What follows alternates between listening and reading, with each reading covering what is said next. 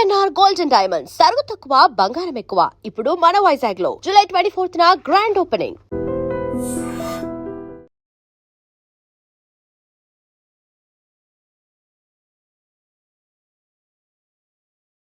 తెలంగాణలో వానాకాలం సీజన్ పంట పెట్టుబడి సాయం రైతు భరోసా సంబంధించినటువంటి నిధులు శుక్రవారం తుది విడత రిలీజ్ కాబోతున్నాయి.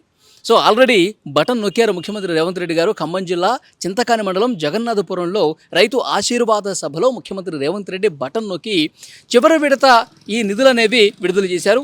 సో అంటే ఇప్పుడు 1,009 కోట్ల రూపాయల నిధుల విడుదలతో వానాకాలం సీజన్కు సంబంధించి రైతు భరోసా నిధులు జమ అనేది సంపూర్ణమైపోయిందనమాట. సో గత నెల 30వ తారీఖున అంటే జూన్ 30వ తారీఖున ఈ రైతు భరోసా నిధులు విడుదల చేయడం స్టార్ట్ చేశారు.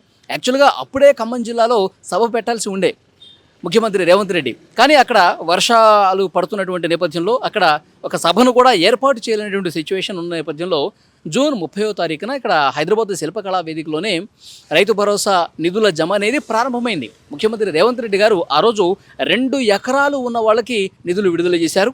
ఆ తర్వాత ఆ సభ తర్వాత ఒక 2 రోజుల్లోనే 3 ఎకరాలు ఉన్న వాళ్ళకి, తర్వాత 4 ఎకరాలు ఉన్న వాళ్ళకి, 5 ఎకరాలు, 6 ఎకరాలు, 7 ఎకరాలు, 8 ఎకరాలు, ఇట్లా 8 ఎకరాలు భూములు ఉన్న వాళ్ళందరికీ, పంట పొలాలు ఉన్న వాళ్ళందరికీ రైతు భరోసా కింద నిధులు విడుదల చేశారు. సో ఈరోజు 1,009 కోట్ల రూపాయలు 8 ఎకరాల కంటే పైన ఉన్న వాళ్ళకి రిలీజ్ చేసినటువంటి పరిస్థితి ఉంది. అప్పుడే జూన్ 30వ తారీఖే చెప్పారు, 9 రోజుల్లో, రాబోయే 9 రోజుల్లో 9,000 కోట్ల రూపాయలు విడుదల చేసి తీరుతాం.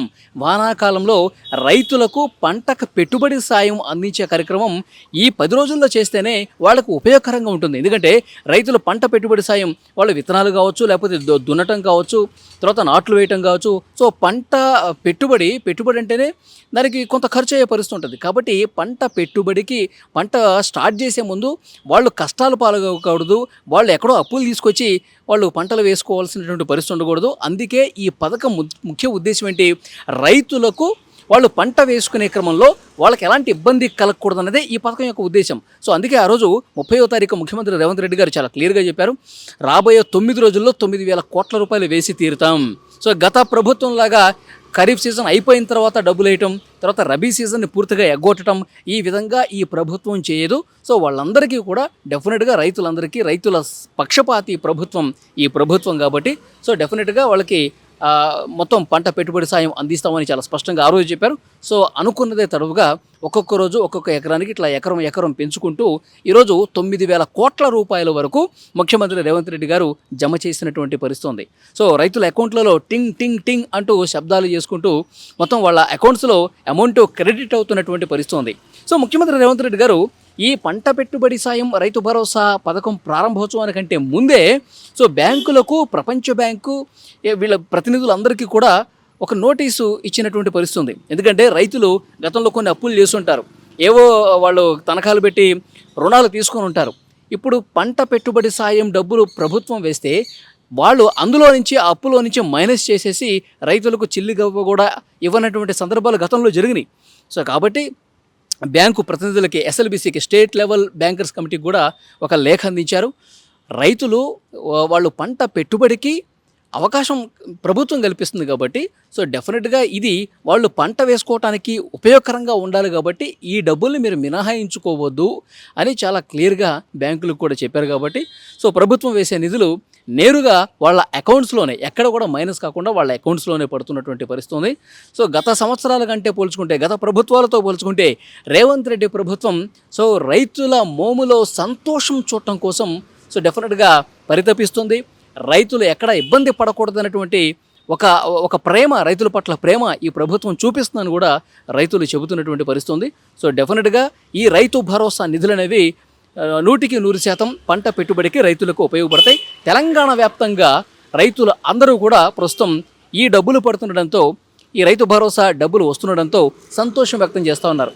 ఇంకొక ముఖ్యమైనటువంటి విషయం ఏంటంటే, రైతులు ఎవరైతే ఇప్పుడు ఈ సంవత్సరం రైతు భరోసా పథకం కోసం అప్లై చేసుకున్నారు వాళ్ళందరికీ కూడా 1-2 రోజుల్లో పడతాయి. ఎందుకంటే అక్కడ గ్రామాల్లో ఉన్నటువంటి రైతు వేదికల దగ్గర, అక్కడ గ్రామ స్థాయిలో ఉన్నటువంటి అధికారులు కూడా ప్రతి ఒక్కరి దగ్గరికి వెళ్తూ ఉన్నారు. లేదంటే రైతులు ఎవరన్నా వచ్చినా వాళ్ళ డాక్యుమెంట్స్ అన్నీ కూడా తీసుకుని ఒకసారి వెరిఫై చేసుకుని ఎస్ ఇతనికి రైతు భరోసా నిధులు పడతాయి, ఇతను అర్హుడే అని చెప్పి తేల్చి వాళ్ళ అకౌంట్ నెంబర్లు కూడా యాడ్ చేస్తూ ఉన్నారు. అదొకటి.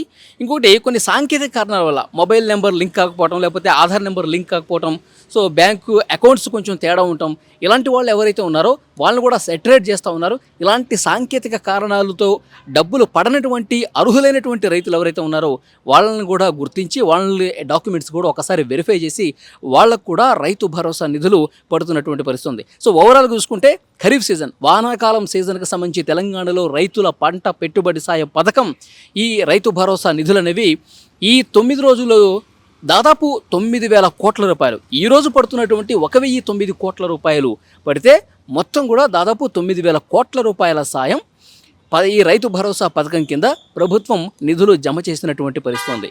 సో ఇదే కాదండి, రైతుల కోసమే కాదు ఇంకా అన్ని వర్గాల ప్రజలు కూడా ఏవైతే సంక్షేమ పథకాలు ఉన్నాయో వాటన్నింటినీ ఏదో ఒక రూపంలో వాళ్ళకి మంచి చేసే ఉద్దేశంలో భాగంగా ప్రభుత్వం అనేక కార్యక్రమాలు తీసుకొస్తుంది.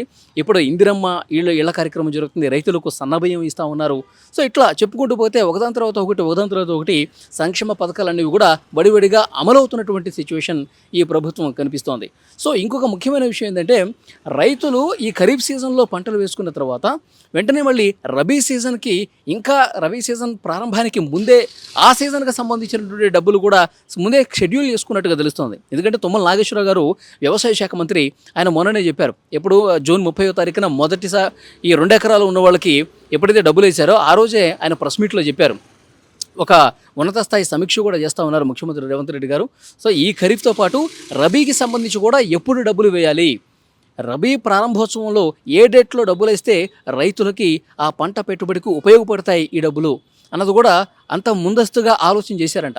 సో వ్యవసాయ అధికారులు, తర్వాత అగ్రికల్చర్కి సంబంధించినటువంటి ఆ లోకల్గా ఉన్నటువంటి అధికారులు అందరూ కూడా సమన్వయం చేసుకుంటూ ఎక్కడో కూడా ఈ పథకం నీరు గారిపోకుండా ఉండటం కోసం, రైతు భరోసా సూపర్ సక్సెస్ కావడం కోసం రైతులకి డబ్బులు అందిన వెంటనే ఆ డబ్బులు డ్రా చేసుకునే విధంగా, డ్రా చేసుకున్న తర్వాత వెంటనే వాళ్ళు విత్తనాలు కొనుక్కుంటారా, ఎరువులు కొనుక్కుంటారా, లేకపోతే కూలీలను పెట్టి వాళ్ళ పొలానికి సంబంధించి పంట వేసే ముందు ఏవైతే కార్యక్రమాలు ఉంటాయో అవి చేసుకుంటారా, ఏదైనా చేసుకోనండి. కానీ వెంటనే జూలై 10వ తారీఖు లోపు అందరికీ కూడా డబ్బులు పడాలి అని చెప్పి చాలా క్లియర్గా ఆ మీటింగ్లో డిస్కస్ చేసుకున్నటువంటి పరిస్థితి ఉంది. సో డెఫినెట్గా ఆ కార్యక్రమం దిగ్విజయంగా ముందుకు పోతుందని చెప్పాలి. ఈరోజు ఖమ్మం జిల్లాలో యాక్చువల్గా ప్రారంభోత్సవం అనేది ఉప ముఖ్యమంత్రి భట్టి విక్రమార్క గారి నియోజకవర్గంలో అప్పుడే చేయాల్సింది, కానీ ఆ రోజు కుదరలేదు కాబట్టి ఈరోజు మళ్ళీ ఖమ్మం జిల్లాలో ఈ కార్యక్రమం చేసినటువంటి పరిస్థితి ఉంది. రైతుల అకౌంట్లలో వరుసగా డబ్బులు పడుతుండడంతో వాళ్ళందరూ కూడా సంతోషం వ్యక్తం చేస్తూ ఉన్నారు.